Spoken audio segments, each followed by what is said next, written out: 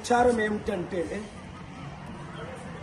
బెంగళూరులో పోలీసులు పర్మిషన్ ఇవ్వకుండా ఆపకుండా వేల మంది ఏమో లక్ష మందో ఈ పరేడ్ చేసుకోవడం సెలబ్రేషన్స్ 11 మంది చనిపోవడం అంతేకాకుండా 50 మంది ఇంజ్యూర్ అవ్వడం ఏమవుతుంది మన దేశంలో.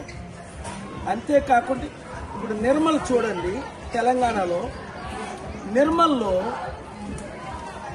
ఒక రైతు బిడ్డ ఎంఆర్ఓ ఆఫీస్కి వెళ్తే పోలీస్ ఆఫీసర్ ఆయన ఎత్తుకొని వెళ్ళడం ఒక దొంగనో టెర్రరిస్ట్నో తీసుకెళ్ళడం బాలేదు. అలాగే తెలంగాణలో కూడా ఎన్నో ఇన్సిడెంట్స్ ఇలా జరుగుతున్నాయి, ఒకటే కాదు నిర్మల్లో. ఇప్పుడు ఆంధ్రప్రదేశ్లో కూడా 5 రోజుల క్రిందట ఘోరంగా పోలీసులు నడి రోడ్డు మీద 3rd డిగ్రీ ఇచ్చి 3 యూత్ని కొట్టడం చట్ట విరుద్ధంగా. నిజంగా ఇది ఆలోచిస్తుంటే చాలా విచారంగా ఉంది, షాక్ అవుతున్నాను. ప్రజాస్వామ్యం ఉందా? మార్పు రావాలా వద్దా? ఆ మార్పు మనమే తేవాలి.